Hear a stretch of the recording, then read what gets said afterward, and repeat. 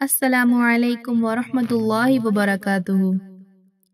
کیا آپ نے کبھی ایسی بادشاہت کے بارے میں سنا ہے جو انسانوں ہی نہیں بلکہ جنات، پرندوں اور ہواؤں پر بھی حکم چلاتی تھی؟ کیا واقعی حضرت سلیمان علیہ السلام جانوروں کی زبان سمجھتے تھے؟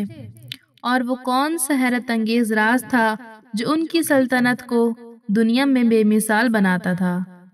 آج کی ویڈیو میں ہم حضرت سلیمان علیہ السلام کی پر حکمت زندگی، ان کے معجزات اور ان کی حیرت انگیز کارناموں پر روشنی ڈالیں گے۔ چلیے ویڈیو کو شروع کرتے ہیں۔ بسم اللہ الرحمن الرحیم۔ حضرت سلیمان علیہ السلام حضرت داؤد علیہ السلام کے بیٹے تھے۔ اللہ تعالی نے آپ کو بھی نبوت اور بادشاہت دونوں عطا کی تھی۔ انسانوں کے علاوہ جن، ہوا اور جانور بھی آپ کے تابع کر دیے تھے۔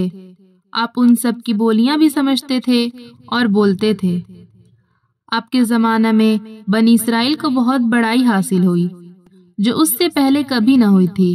حضرت سلیمان علیہ السلام بھی باوجود اتنی طاقت اور سلطنت کے اللہ تعالیٰ کی یاد میں مشغول رہتے تھے۔ ان کو دنیا کی بڑی سے بڑی چیز بھی اللہ تعالیٰ کی یاد سے غافل نہیں کر سکتی تھی۔ ایک دفعہ کا ذکر ہے کہ آپ اعلیٰ درجے کے گھوڑوں کو دیکھ رہے تھے۔ ان کے دیکھتے دیکھتے عصر کی نماز کو دیر ہو گئی۔ آپ نے ان کو پھر بلایا اور ان کی پنڈلیاں اور گردنیں کاٹ ڈالی تاکہ جن کی محبت نے اللہ تعالیٰ کی یاد سے غافل کر دیا ان کو ختم کر دیا جائے۔ ایک اور دفعہ کا ذکر آتا ہے کہ آپ اپنی فوجوں کے ساتھ تشریف لے جا رہے تھے۔ چلتے چلتے چیونٹیوں کی وادی میں پہنچے۔ ایک چیونٹی نے کہا، اپنے اپنے گھروں میں گھس جاؤ، ایسا نہ ہو کہ سلیمان اور اس کا لشکر تمہیں تباہ کر دے اور انہیں اس کی خبر بھی نہ ہو۔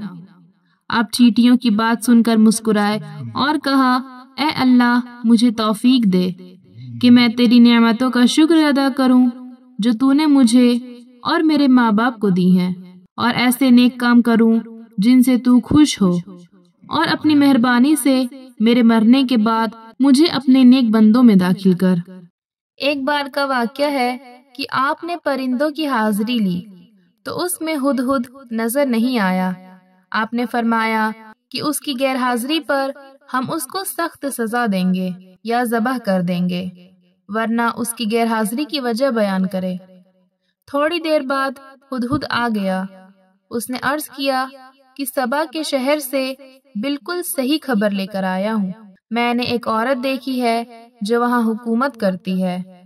اس کے پاس ہر طرح کا سامان ہے۔ اس کا بہت بڑا تخت ہے، ملکہ اور اس کی قوم کے لوگ سورج کو سجدہ کرتے ہیں، اور شیطان نے ان کو سیدھے راستے سے روک دیا ہے۔ ہدہد نے بیان ختم کیا تو آپ نے اس ملکہ کے نام خط لکھا۔ اللہ کے نام سے شروع کرتا ہوں جو بہت بڑا، مہربان، نہایت رحم کرنے والا ہے۔ ہم سے سرکشی نہ کرو اور فرما بردار ہو کر ہمارے دربار میں حاضر ہو۔ اور فرمایا کہ اسے سبا کی ملکہ کے پاس لے جاؤ، پھر دیکھو وہاں سے کیا جواب ملتا ہے۔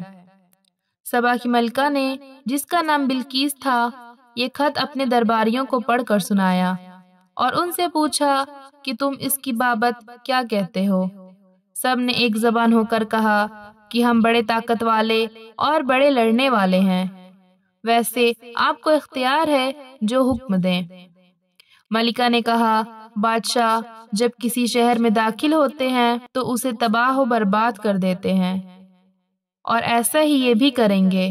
میں ان کے پاس کچھ تحفے بھیج کر دیکھتی ہوں کہ میرے ایلچی کیا جواب لاتے ہیں۔ جب ایلچی تحفے لے کر آئے تو حضرت سلیمان علیہ السلام نے فرمایا، تمہارے تحفے تم ہی کو مبارک ہو، تم انہیں واپس لے جاؤ۔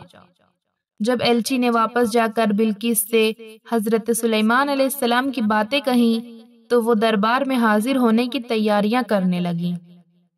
ایلچی کے واپس جانے کے بعد حضرت سلیمان علیہ السلام نے اپنے دربار والوں کو حکم دیا کہ ملکہ کے تخت کو ہمارے پاس لا کر حاضر کرو۔ ایک آدمی بولا، کہ میں اس سے پہلے کہ آپ دربار سے جائیں آپ کی خدمت میں پیش کر دوں گا، مگر ایک شخص اور کہ جس کو اللہ نے کتاب کا علم دیا تھا، اس نے کہا میں آپ کی آنکھ جھپکنے سے پہلے تخت لے آؤں گا۔ چنانچہ آپ کی خدمت میں پیش کیا گیا تو آپ نے فرمایا کہ میرے اللہ کا امتحان ہے کہ میں اس کا شکر ادا کرتا ہوں یا نہیں۔ بہرحال تخت کی صورت بدل کر بچھا دیا گیا اور بلقیس آ گئی تو اس سے پوچھا کہ تمہارا تخت بھی ایسا ہی ہے؟ بلقیس نے جواب دیا یہ تو بالکل ویسا ہی ہے، اور ہم تو پہلے ہی آپ کی شان و شوکت اور قوت و طاقت کو جانتے تھے اور آپ کو مان گئے تھے۔ جس چیز کو یہ اللہ کے سوا پوچھتی تھی اس نے اس کو اب تک سلیمان علیہ السلام کے پاس آنے سے روک رکھا تھا۔ پھر بلقیس سے محل میں جانے کو کہا گیا۔